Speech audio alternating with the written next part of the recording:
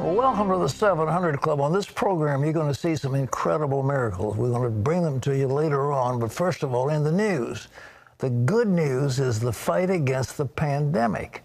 Overnight, the world's first COVID-19 vaccine was approved for emergency use in Great Britain. So what about the U.S.? How soon will the FDA take action to approve a vaccine here? And what kind of impact can we expect to have? Charlene Aaron brings that report. A CDC panel voted Tuesday that the first doses of the coronavirus vaccine should go to at-risk seniors and frontline healthcare workers. In discussions with the jurisdictions, most of them believe that they can vaccinate all of their healthcare workers within 3 weeks. The panel voted 13-1 to recommend those groups get priority in the first days of any vaccine, when doses are expected to be very limited. That includes 21 million healthcare workers who work in hospitals, pharmacies, and clinics, and about 3 million highest-risk seniors and their caregivers in long-term care facilities, where 40% of all coronavirus deaths in America take place. We have plans that will start with all 37 Chicago hospitals, and we have plans for all 128 long-term care facilities.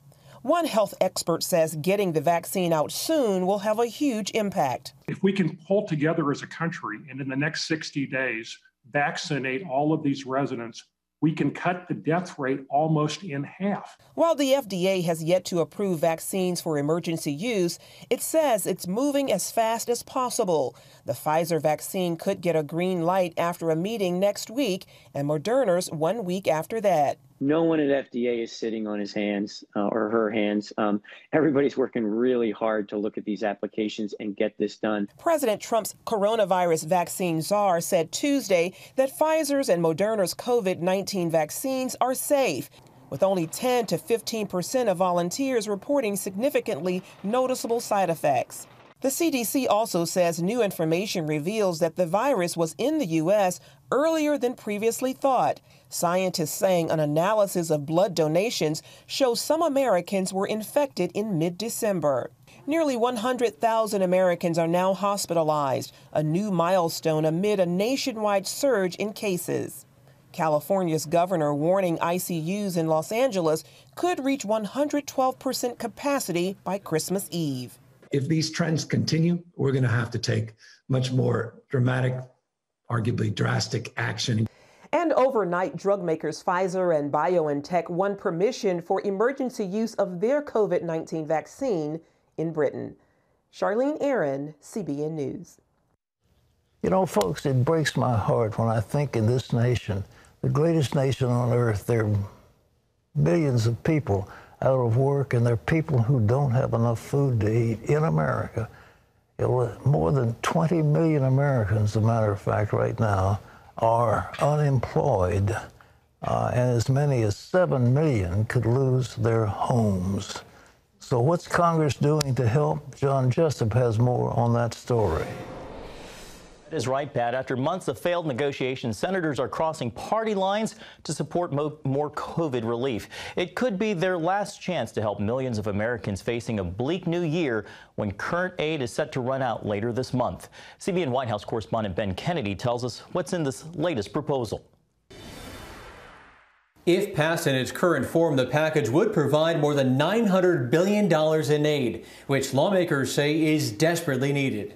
We're battling COVID-19 more fiercely now than we ever have before. And that's why these bipartisan senators are putting differences aside and stepping out to push this deal. We're going to intend to move this forward after months of failing to act for one reason or another. We've worked night and day throughout the Thanksgiving recess. Lawmakers say that work paid off as they outlined the framework for the latest COVID relief package. I'm particularly pleased that the package includes $228 billion for the Paycheck Protection Program that has helped keep our small businesses afloat. Here's what the proposal would provide. $288 billion for small businesses, $180 billion in unemployment insurance, which means $300 a week in federal unemployment benefits, $160 billion in state and local aid, $82 billion for schools, and $45 billion for transportation. We've worked in the best interest of what we believe is great for our country, is good for our states. It would be stupidity on steroids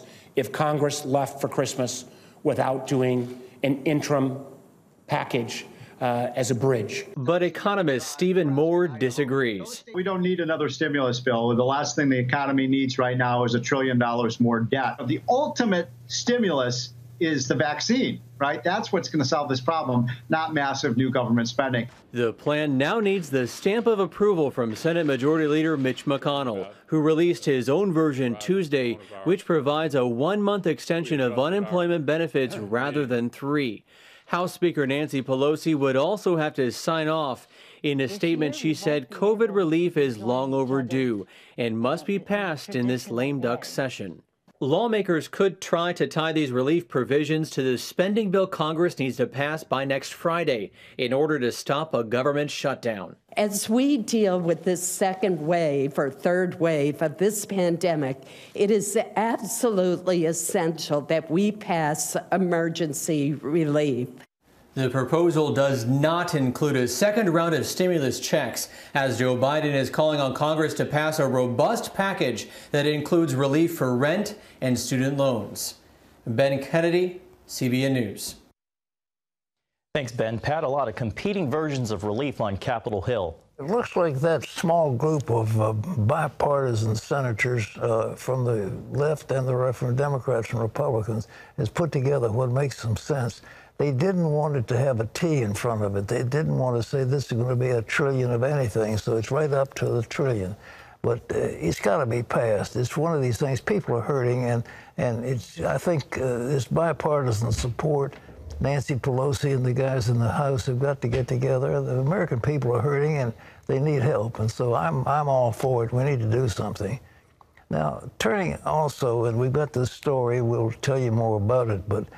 It is shocking, frankly, that the Attorney General says, well, he lacked the evidence. And I think he was saying they didn't have enough evidence to, quote, overturn the election. But that didn't mean there wasn't a lot of fraud that went on, and it should have been investigated.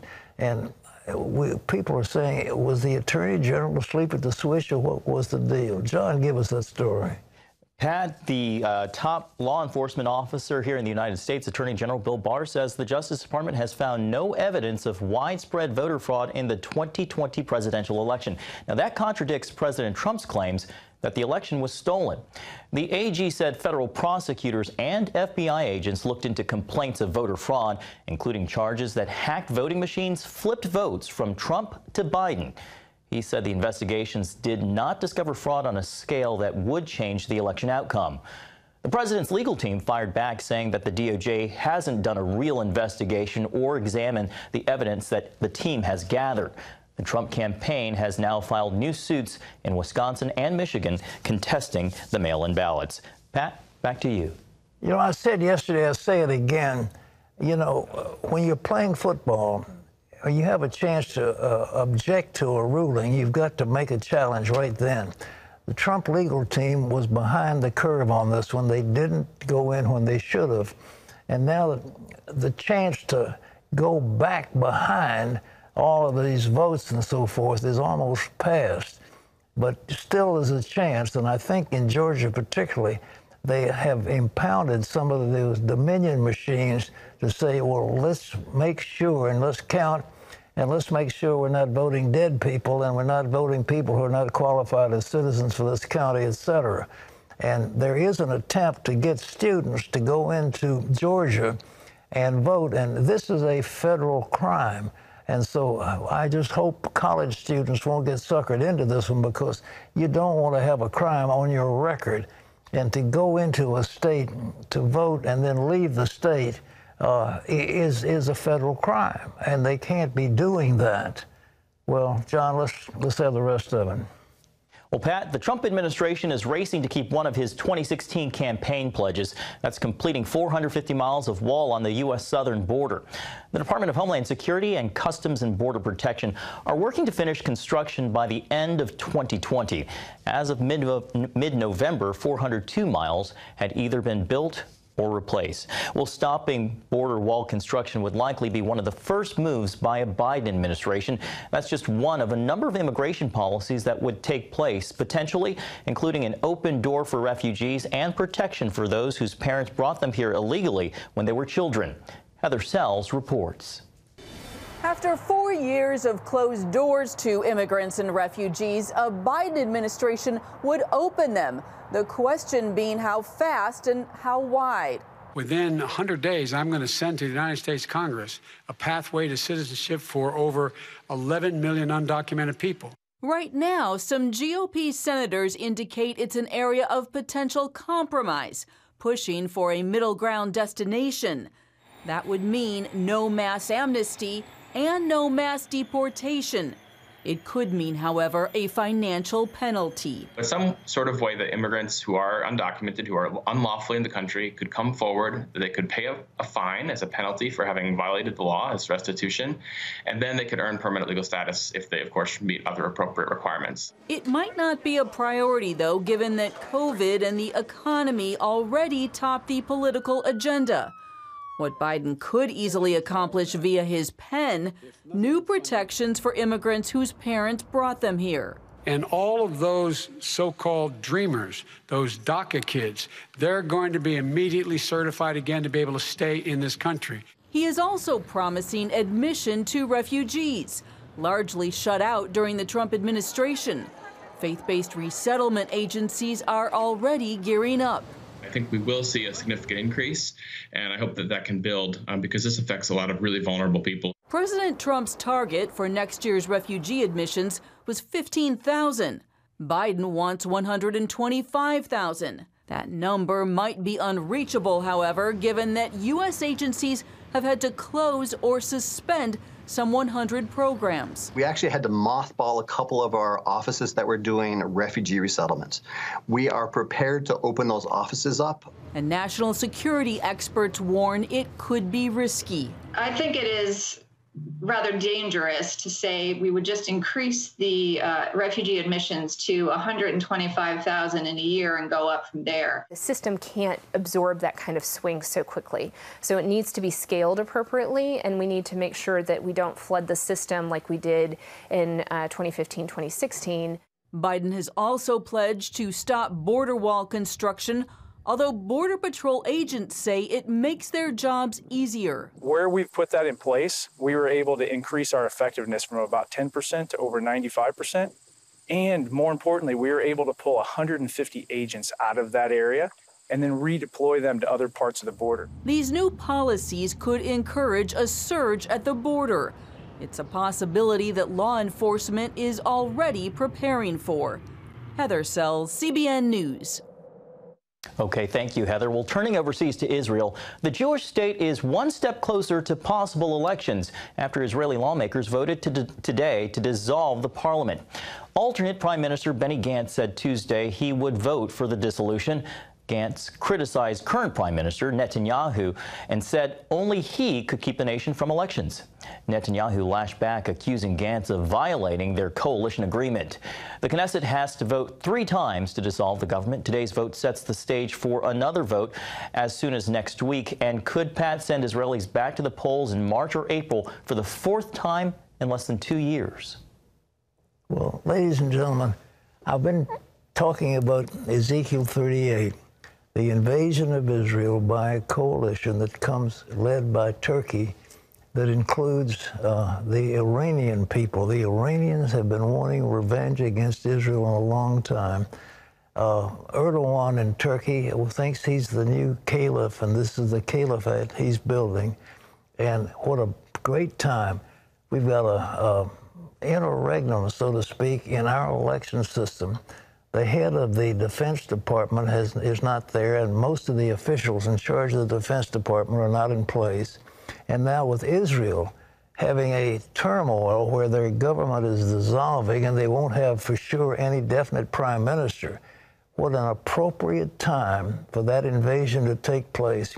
If somebody's an opportunist, and Erdogan certainly is, and suddenly the Iranians who are just lusting for revenge against Israel and lusting for a revenge against America, those forces could come together any time now.